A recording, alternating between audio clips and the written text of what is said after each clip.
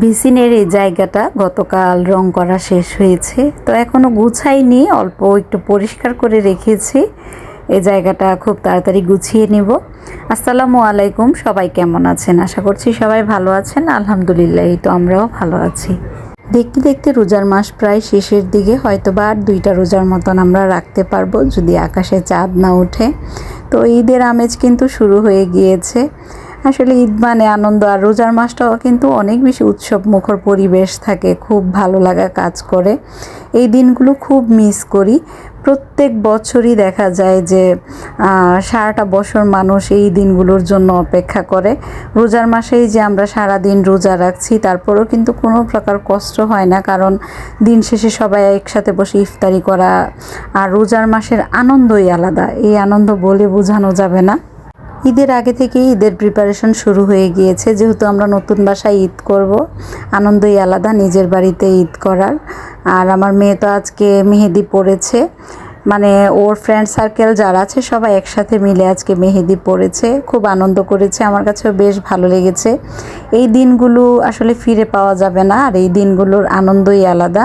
বোনেরা বোনেরা মিলে যে আনন্দটা করে, একসাথে মেহেদি পরা, একসাথে সময় কাটানো, এই বিষয়গুলো কিন্তু খুব ভালো লাগে। আর বাচ্চারাও দেখবেন যে খুব বেশি খুশি হয়ে যায়। আর ওরা বোনেরা কিন্তু অনেক আনন্দ করে যখন একসাথে হয়, এগুলো আমিও বেশ এনজয় করি। এত বাজার করি কিন্তু এখনও পর্যন্ত গরুর মাংসটা সুন্দরভাবে কিনতে পারি না, সুন্দর গরুর মাংস নিয়ে আসতে পারি না। ভাইয়াদের হাতে গরুর মাংস যদি বাজার থেকে আনায়, এত সুন্দর মাংস এনে দেয়। আজকের মাংসটাও বেশ ভালো ছিল, কিনা খুব ভালো হয়েছে আর কি। যেহেতু এখানে অনেকটুকু গরুর মাংস, তো গরুর মাংস সবটুকুই ম্যারিনেট করে তারপর ফ্রিজে রেখে দিব। ম্যারিনেট করে রেখে দিলে হয় কি, মাংসের স্বাদটা নষ্ট হয় না। মুরগির মাংস বা গরুর মাংস একটু ম্যারিনেট করতে পারলে ভালো। আর অল্প একটু রেখে দিব, একটু তেহেরি রান্না করব, সেই জন্য সেটা আবার আদা রসুন সামান্য পরিমাণে একটু তেল একটু লবণ দিয়ে মেখে রেখে দিব। গরুর মাংস হাত দিয়ে না মাখলে এই গরুর মাংসের টেস্ট ভালো আসে না। আমার যেটা মনে হয়, চামচ দিয়ে নাড়াচাড়া করে বসালে ওই রকম একটা টেস্ট আসে না, যেটা হাত দিয়ে মাখলে আসে। তো সবসময় আমি চেষ্টা করি আর কি, যেন গরুর মাংসটা ভালোভাবে হাত দিয়ে মেখে ম্যারিনেট করে রাখতে পারি। তো এখানে মাংসে যে পরিমাণ মশলা দেওয়া দরকার সব ধরনের মশলা দিয়ে দিয়েছি। আদা রসুন বাটা, হলুদ মরিচ ধনিয়া জিরার গুঁড়া, এলাচি দারচিনি গোলমরিচ লং, পরিমাণ মতন তেল দিয়ে গরুর মাংসটাকে ভালোভাবে মেখে নিচ্ছি। আধা ঘন্টার মতন বাইরে রেখে দিব, তারপর যতটুকু ফ্রিজে রাখার রেখে দিব আর কি। আর বাকি মাংসটুকু কালকে রান্না করব, কালকে বাসায় মেহমান আসবে। আর যেহেতু জার্নি করে আসছে, সে কারণে একটু ঝাল করে গরুর মাংস, একটু করলা ভাজি, শুটকির ভুনা, এই ধরনের আইটেমগুলো করব, একটু দেশি আইটেম করব।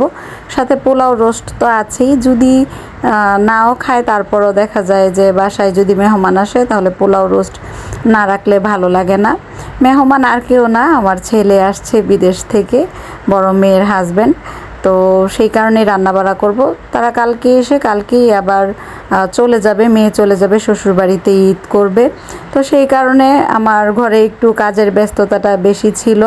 আর এদিকে সন্ধ্যার দিকে ছোট ভাবি একটু ইফতারের আয়োজন করেছে, যেহেতু রোজার মাস একদম শেষের দিকে, সেই কারণে অল্প করে ইফতারের আয়োজন করেছে। না করেছিলাম কষ্ট করতে, কিন্তু একদমই কথা শোনে না। 2 দিন পর পর এরকম আয়োজন করে বসে থাকে, আর আমাদের সবাইকে নিয়ে একসাথে বসে খাওয়া দাওয়া করবে। আমার ভাবিরা আলহামদুলিল্লাহ অনেক ভালো, আমি মনে করি যে আমার ভাগ্য অনেক বেশি ভালো। আমার আম্মুর অভাবটা একদমই বুঝতে দেয় না আমাকে। আমার আম্মু মারা গিয়েছে আজকে 5 বছর হবে।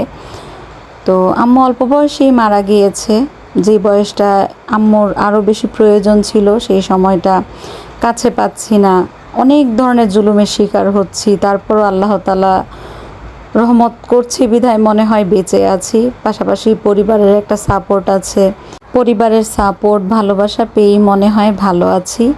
আম্মু মারা যাবার পর আমার মনে হয় না কোনো দিন মনে হয়েছে যে আমার বাবার বাড়ি নেই, বা আমার বাবার বাড়ি থেকে কোনো প্রকার দায়িত্ব পালন হচ্ছে না। আলহামদুলিল্লাহ সবাই অনেক বেশি আদর করে, অনেক বেশি ভালোবাসে। নইলে মানসিক যে পরিস্থিতি, আমি সত্যি কথা বলতে অনেক বেশি অসুস্থ হয়ে পড়তাম। তো সবার ভালোবাসার কারণেই মনে হয় বেঁচে আছি।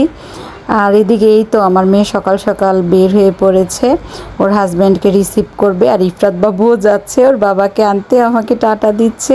আজকে ওর দাদু বাড়ি চলে যাবে। ও তো মানে দাদু বাড়ি খুব কমই যায়, আমাদের সাথেই থাকে, যেহেতু ছোট আমাদের দেখাশোনা করতে হয়। তো সেই কারণে একটু মনের মধ্যে কষ্ট লাগছিল যে অনেক দিন দেখতে পারবো না বা ওকে ছাড়া কিভাবে থাকবো, কষ্ট হয় আর কি। আর মেয়েরা তো এদিকে চলে গিয়েছে, আমি একটু একটু করে রান্নাগুলো করে নিয়েছি। অনেক সকালে ঘুম থেকে উঠেছি আর কি। অনেক সকালে ঘুম থেকে উঠলে না এই রান্না বান্নাগুলো করতে গেলে অনেক সময় রান্না সঠিকভাবে হয় না আমার কাছে, যেটা মনে হয় আর কি। তারপরও চেষ্টা করেছি যতটুকু পেরেছি আর কি গুছিয়ে রান্না করার জন্য। এখানে রান্না করেছি গরুর মাংস, শুটকির ভুনা, মুরগির রোস্ট, পোলাও, করলা ভাজি, সালাদ কেটে নিয়েছি সুন্দরভাবে, সাদা ভাত আর হলো টমেটোর ডাল। এই ছিল আজকের রান্না বান্না। আমার যেহেতু একা হাতেই সব দায়িত্ব পালন করতে হয়, তাই সব দিকেই পরিবারের খেয়াল রাখতে হয়। তো দিন শেষে ঘরটা গোছানো থাকলে একটু শান্তি লাগে আর কি। এই ঘরটা গুছাতে গুছাতে আমরা সবাই প্রায় অস্থির হয়ে গিয়েছি, কারণ যেহেতু কাজ চলমান অবস্থায় উঠেছি, সে কারণে আমাদের একটু কষ্ট হয়েছে। তারপরও নিজের বাড়ি আলাদা রকম একটা তৃপ্তি কাজ করে মনের মধ্যে। আর ঘরটা গুছানো থাকলে দেখবেন মনও ভালো লাগে।